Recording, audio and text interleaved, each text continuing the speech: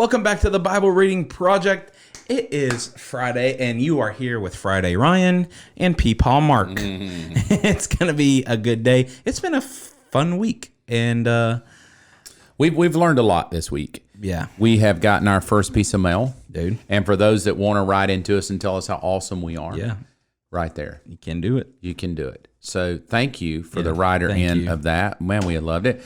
Lots of great things happening because right here we had our first winner in a while. Stimulus Friday. A little dude named Milo. Yeah.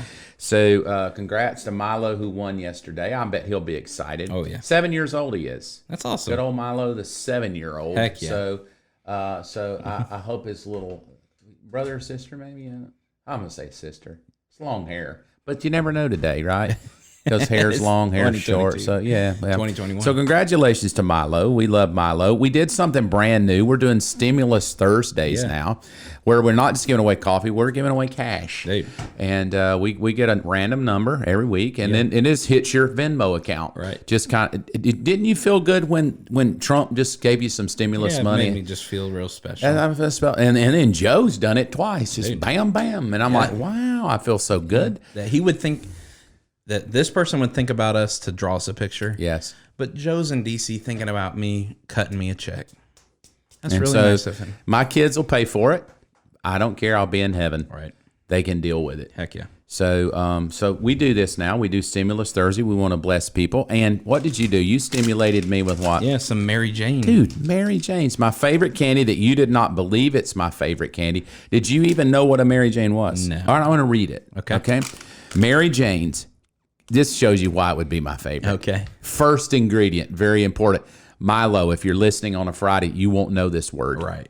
Cane sugar. Oh, yeah. First ingredient, cane sugar. Oh, you know it's good then. Milo can't even spell this next word, syrup. They wouldn't know that word.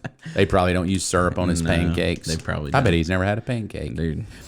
Coconut oil, molasses, Ryan, peanut butter. Oh, man, I know I'm going to like these. Fresh ground dry roasted peanuts, salt, vitamin E, preservative to maintain freshness, artificial flavors, and monodiglycerides, sunflower lecithin, and palm kernel oil. You know that's healthy candy. This has peanut butter in it, and you've never had one with vitamin E. There's yours. I'm gonna try it. You're gonna be chewing for about a week. Joey, there's yours.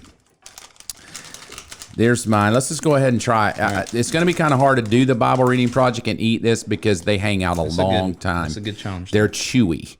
So I think you're going to finally like them. Where did you get them at? Where did you find them? On the internet? Or Cracker Barrel. Cracker Barrel. Oh, yeah. So, Oh, it's a workout. well, no, these are hard. You got them from Cracker Barrel. They're supposed to be chewy, but they're not supposed to be hard candy. They're supposed to be like a toffee. Oh, you know why they're hard? Because no one buys them. But you're going to like it. We'll be through chewing it by Monday. I'm going to have a good jawline. But Maybe that's why I don't have a girlfriend. It's because I don't have a good jawline. I eat them all the time. Yeah. And I'm going to say that the ones from Cracker Barrel are not as good because they're hard. But if you just let it sit in your mouth like a tobacco chew. Did you ever chew tobacco? I sure didn't. I didn't either. My brother did, but I was too scared I'd go to hell. But you could just put it right there like a hamster and just let it sit there and soften up, and I bet it would be good. Yeah. So I don't know. I don't like this one as good as the others. This is not. It's just hard. Mine's getting a little softer though. Yeah, mine too. So thank you so much, man. My favorite candy. You're welcome. And I'm going to read. It's a long one today. It is Psalm 105. Nice. So we're only 45 chapters away from finishing. So Wow, we've done I'm a good excited. job. Yeah, I'm excited about it. In a few weeks we'll be done. Let's jump in. Okay. Do what we always do. If something jumps out at you, let's just talk about it. Give thanks to the Lord and proclaim his greatness. Let the whole world know what he's done. Sing to him. Yes, sing his praises. Tell everyone about his wonderful deeds. Exalt in his holy name. Rejoice, you who worship the Lord. Search for the Lord and for his strength. Continually seek him. Remember the wonders he has performed, his miracles, and the ruling he has given. You children of his servants Abraham, you descendants of Jacob, his chosen ones.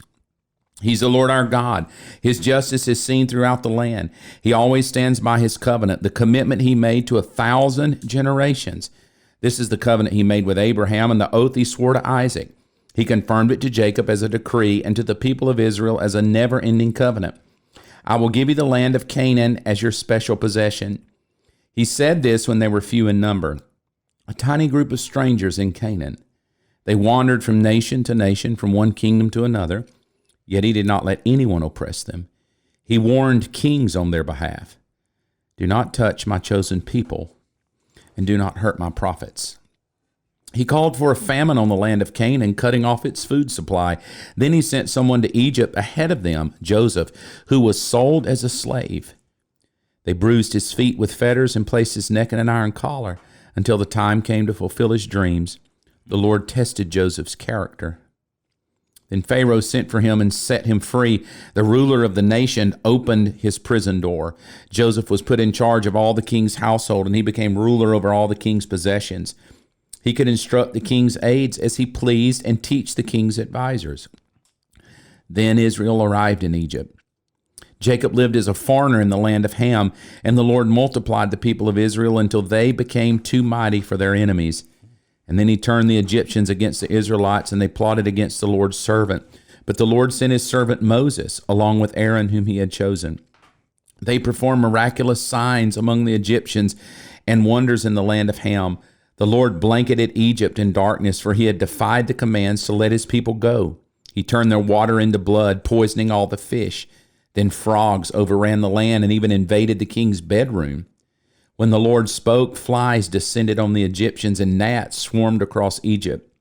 He sent them hail instead of rain, and lightning flashed over the land. He ruined their grapevines and fig trees and shattered all the trees. He spoke, and hordes of locusts came, and locusts beyond number. They ate up every green thing in the land, destroying all the crops in their fields. Then he killed the oldest son in each Egyptian home, the pride and joy of each family. The Lord brought his people out of Egypt, loaded with silver and gold, and not one among the tribes of Israel even stumbled. Egypt was glad when they were gone, for they feared them greatly. The Lord spread a cloud above them as a covering and gave them a great fire to light the darkness. They asked for meat, he sent them quail. He satisfied their hunger with manna, bread from heaven. He split open a rock, and water gushed out to form a river through the dry wasteland, for he remembered his sacred promise to his servant Abraham. So he brought his people out of Egypt with joy, his chosen ones with rejoicing.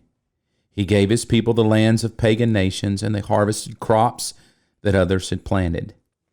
All this happened so they would follow his decrees and obey his instructions. Praise ye the Lord. Amen. That's good stuff, isn't it? Yeah. Here's what stuck out to me. Okay. Verse 17. He sent someone to Egypt ahead of them who was sold as a slave. Yeah. And I've always believed that in my life, I'm 56, that God is so far out in front of me that he's preparing my next 10 years. He's so wise in his ways that, can you imagine, long before Israel came to Egypt, long before they became in bondage, God's already thinking, I'm going to go ahead and send Joseph. Right. Oh, and by the way, I'm going to send Moses later. Right. And God's always working to use people. Yeah. He's always working to use people for my future. So I think that's one reason Paul can say, don't be anxious.